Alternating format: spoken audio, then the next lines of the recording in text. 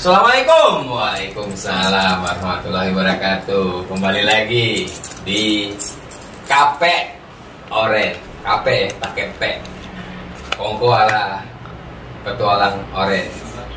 Ya, bahaya-bahaya apa aja yang harus. Ya, kalau naik gunung kan sekarang kalau dulu ya, zaman dulu setahu gua orang kalau naik gunung hati-hati mau ular. Enggak men.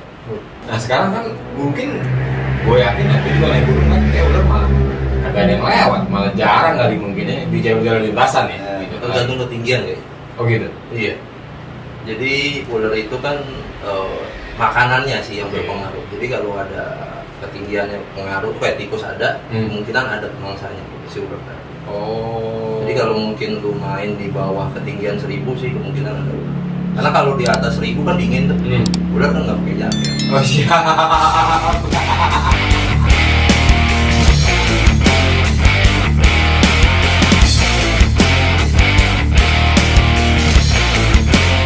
Oke, kita datangkan dua orang narasumber langsung. Wih, di satu ini kayaknya yang ini mah gede banget ini sebenarnya orang ini. Kecil gua. Kecil, cuman lu nya aja terlalu kecil. Jadi gua gede. Kalau Lu kelihatannya gede, Bro. Iya, karena lu kecil. Oh, gitu. Kebanting sama cengir masalahnya. Oh gitu. Oke, lo lihat, yang ini namanya Ferry. Ferry Rawan ini juga termasuk sebenarnya adik gua loh ya, Per. Oh iya, siap. Tapi adik gue yang paling gede nih. Gede banget, lo lihat. Kebanting sama temen gue satu lagi nih. Iya gede gua dan gua six pack masalahnya. Oh, Ada gitu. Six pack, one pack. Gua ada tambahan pelampung, Bro. Oh iya, sebenarnya ini juga. Oh yes. Dia lebih ke anak orat, men. Anak orat tuh dayungnya tangannya lebih gede-gede. Iya sih. Kalau lu sebenarnya anak tebing ya? Gitu. Harusnya, gagal. Tapi lu masih tetap petualang Masih sampai sekarang. sampai sekarang. Lu juga, Per? Alhamdulillah.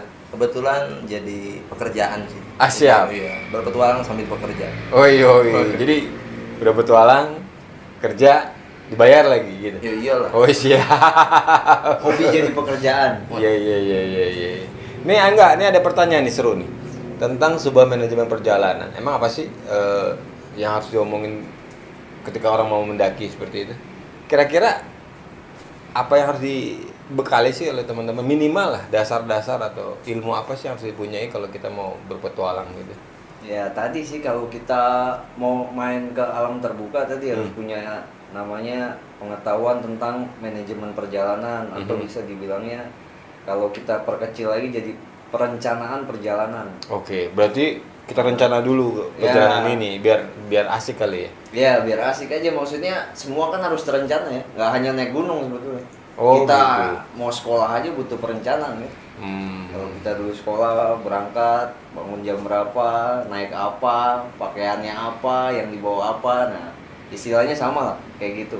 Nah kalau di naik gunung nih ada perencanaan perjalanan, itu ada bahaya subjektif sama bahaya objektif sebetulnya. Dasarnya ya? Dasar. Oh, Dasarnya itu tuh subjektif dan objektif. Eh, Subjektif itu apa tuh? Subjektif itu adalah bahaya yang dari faktor si manusianya tuh. Oke, si kitanya nih Kita ceritanya. sebagai pelaku gitu. Oh. Contohnya kita mau naik gunung gitu.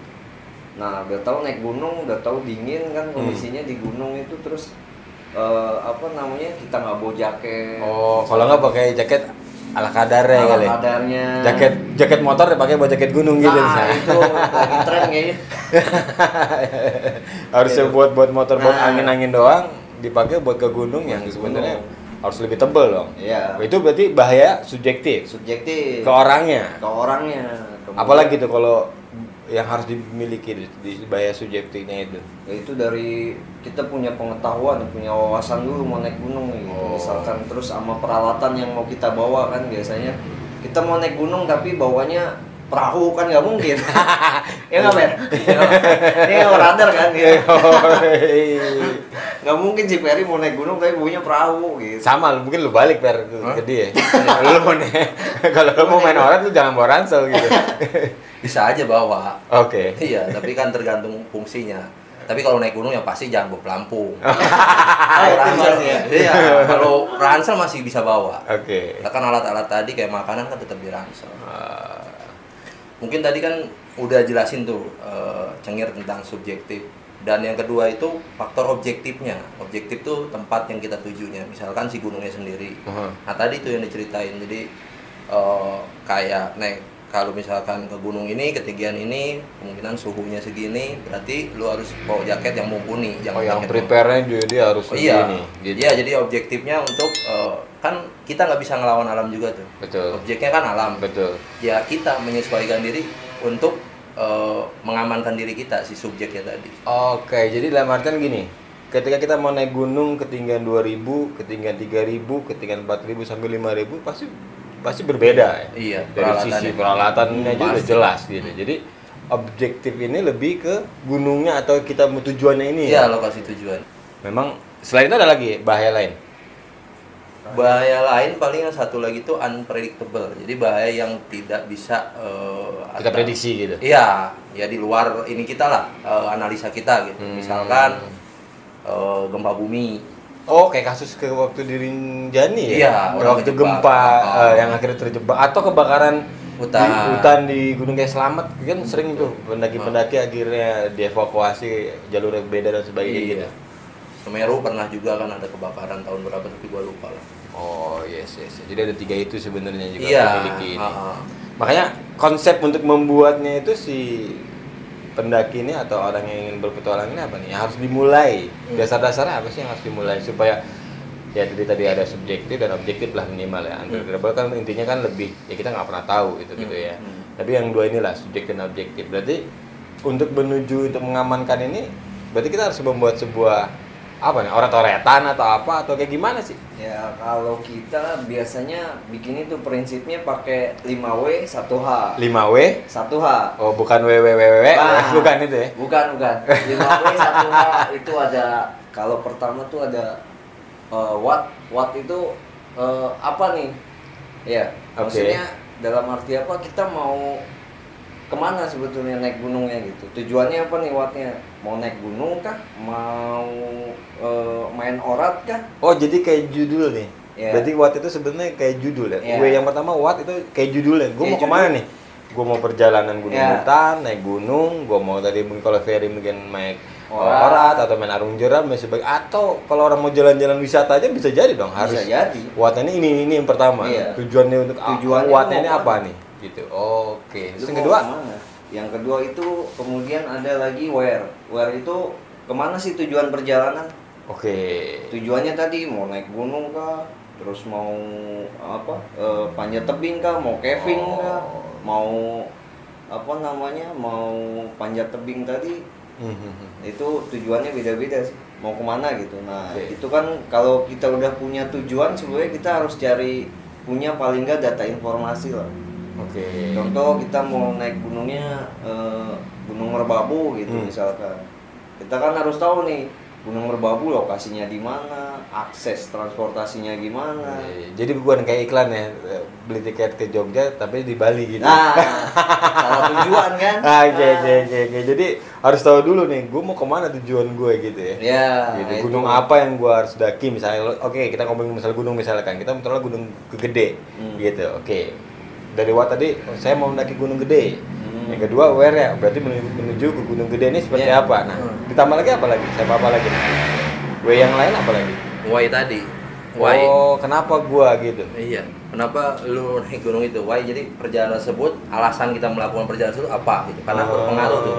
Misalkan lu mau penelitian, penjelajahan gitu kayak ekspedisi. Oh, iya. Nanti kan ke 3 poin tadi itu pengaruh ke alatnya. Tadi kan udah dijelasin tuh kemana, lokasinya di mana kan. Untuk pencapaian ke sono apakah aksesnya bisa pakai mobil umum kah atau harus bawa mobil pribadi, apa harus jalan kaki atau dan lain-lain lah. Karena jadi nanti berpengaruh ke jadi peralatan tadi lah. Kenapanya lari banyak ke situ ya? Banyak, kenapa? Jadi ada pilihan kenapa gua harus ke Gunung Gede ini, ada apa sih di Gunung Gede? Terus apa lagi? Dari what, where, terus why, terus when? Ya, kapan? Oh, kapan itu kan lebih ke cenderung ke cuaca nih. When, kapan misalkan apakah musim hujan? Ataukah musim kemarau? Atau mungkin kalau ini atau salju gitu, atau kemungkinan besar kan kalau berarti kita menentukan betul. Kapan kita mau naik misalkan di bulan-bulan Ya kalau pendakian banyaknya di bulan Agustus ya, Bro? Enggak. Di April lah. Cuaca. Oh, mulai dari April? Ya, dari April tuh sampai ya Agustus, September enggak? paling ini mungkin sampai November, Oktober, November masih oke lah. Oh, jadi pengaruh tuh ya?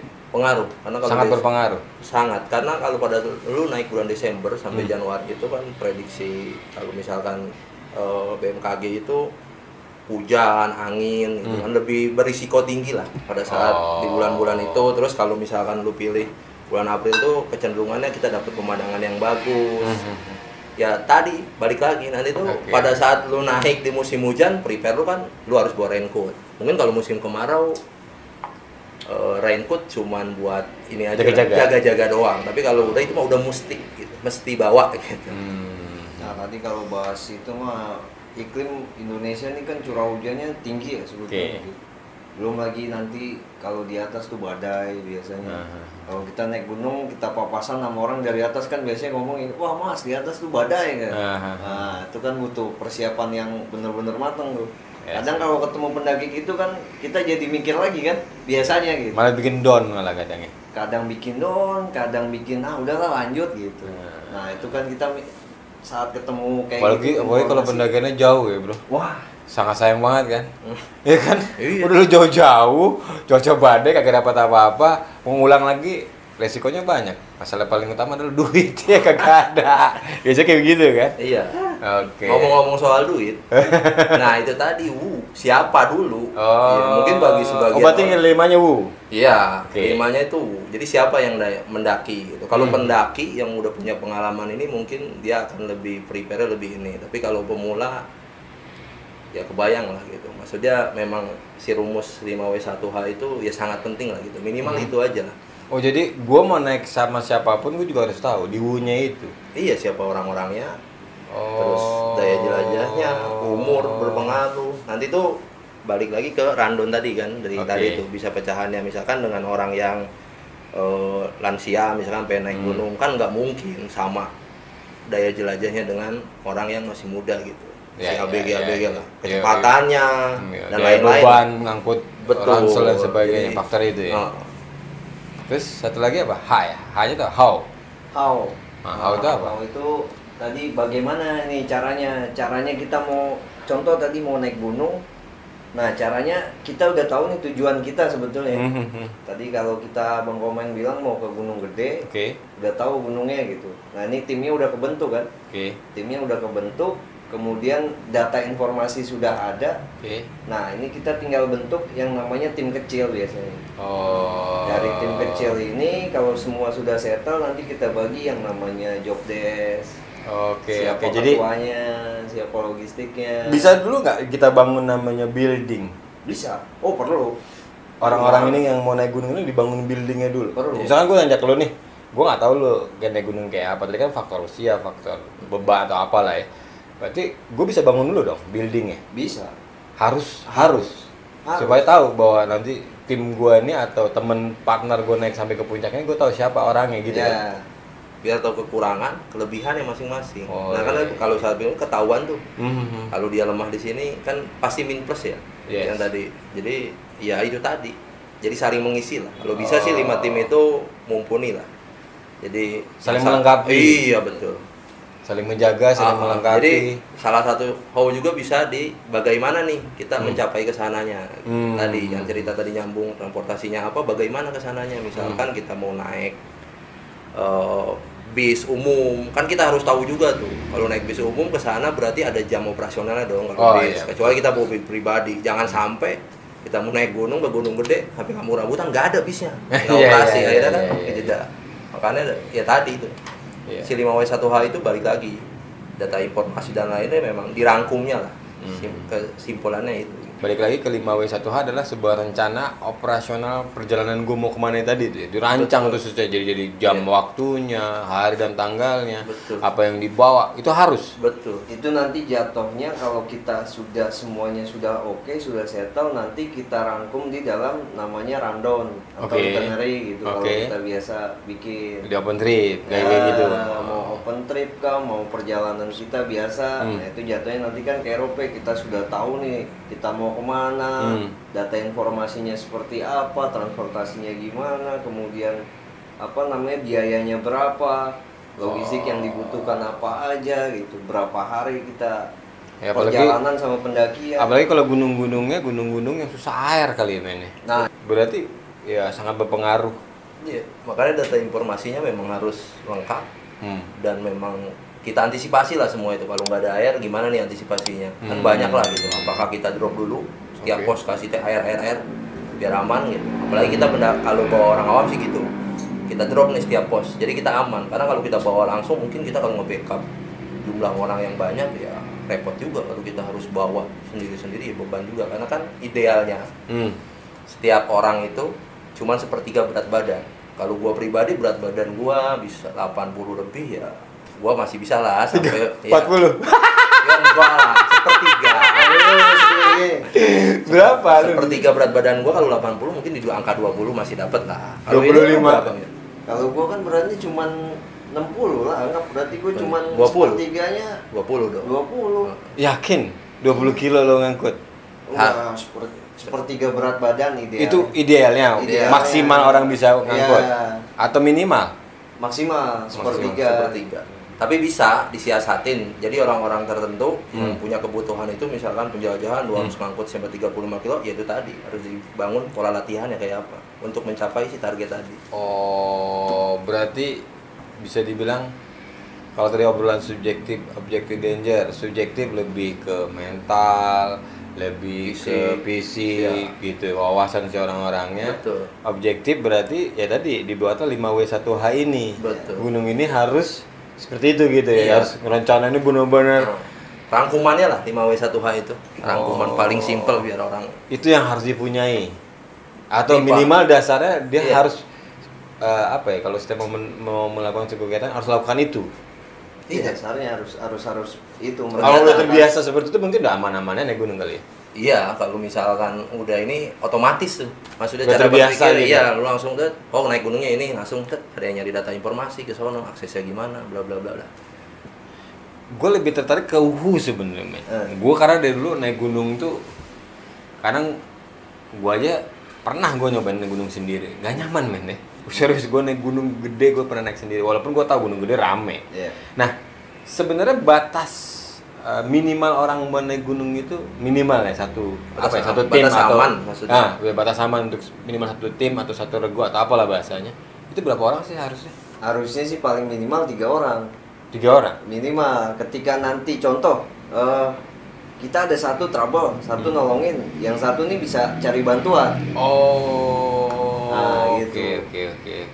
Jadi akan lebih safety gitu. Kalau akan naik gunung tuh jangan sendiri lah. Kalau bisa gitu. Iya sih. Gue juga ngerasa gak nyaman cuy. Backpacking sendiri, masak sendiri, Ngobrol enggak ya, pohon aja. Kayak kagak nyaman ya. Gile bener. Kalau enggak gitu, di Apa? kaki gunung tuh pada saat di base camp itu lu cari temen. Kalau lu sendiri atau berdua ya ngobrol aja gitu. Ya Tapi kan ngebangun building ya nggak dapat. Hah? Ngebangun building ya nggak dapat. Kalau kita baru kenalan di satu tempat. Ya setidaknya lu bisa itu tadi. Kalau misalnya bertiga kan biasanya kan anak gunung lebih cepat lah gitu. Lebih cepat ikrip gitu.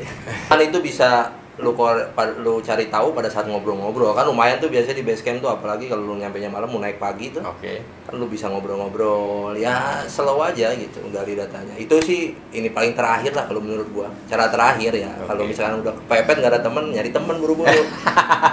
Ya kan lu naik aja gitu kalau belum dapat teman. Kalau Oh bisa berarti naik berdua pasangan juga nggak boleh, men? Yang ketiganya tahu lah apa. Siap. Bahaya tuh ya, bro. Yang ketiganya tahu lah apa. Siap. Oke, gue lebih tertarik kita mau ngobrolin lagi nanti lah ya. Kita coba bikin apa ya?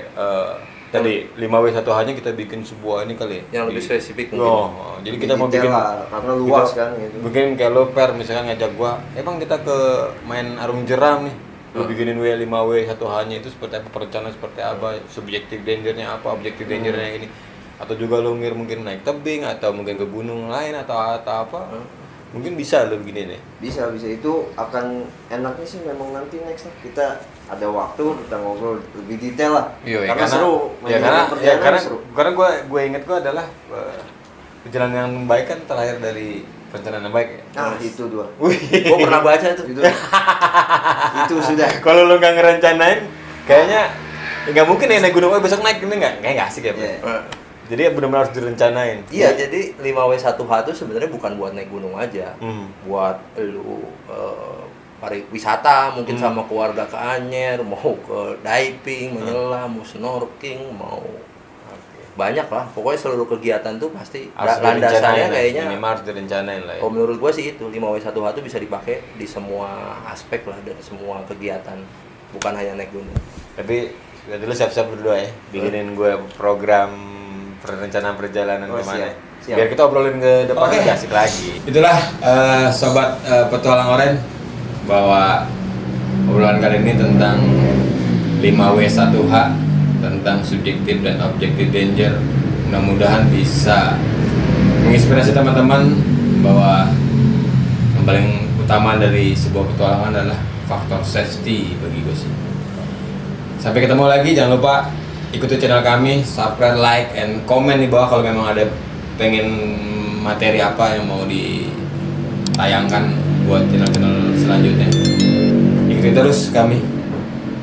Salam oren. Waalaikumsalam warahmatullahi wabarakatuh.